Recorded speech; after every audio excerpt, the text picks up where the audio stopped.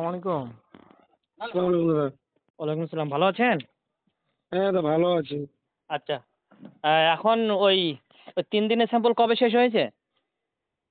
3 দিনের স্যাম্পলটা তো নিয়েছিলাম, তো ওষুধটা শেষ হয়েছে এবং ওষুধে ভালো ফল পেয়েছি আপনার। মোটামুটি কতদিন আগে নিয়েছিলেন ৩ দিনের স্যাম্পলটা? মোটামুটি ধরো কি 15 দিন আগে। ১৫ দিন আগে নিয়েছিলেন?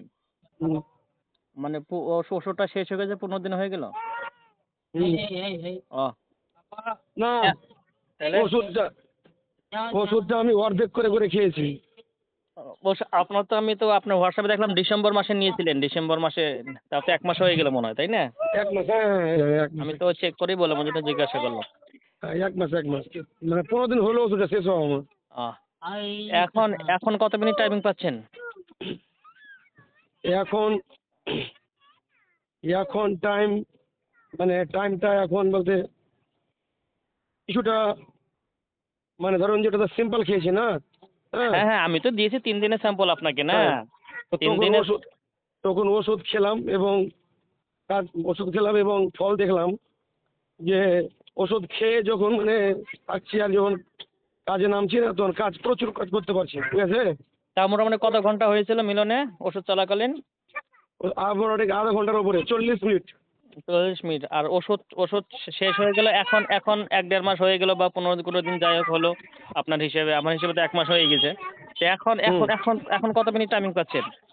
এখন একটু কিছুটা বেড়েছে। কিছুটা বেড়েছে? মানে আগে যেমন আগে যেমন টাইমিং যেমন যেমন 2 মিনিট। হুম। মানে ওষুধ খাওয়ার আগে আপনার ২ মিনিট টাইমিং ছিল, এখন এখন কত মিনিট টাইমিং হচ্ছে? এখন এখন তাহলে 3, 4, 5 মিনিট।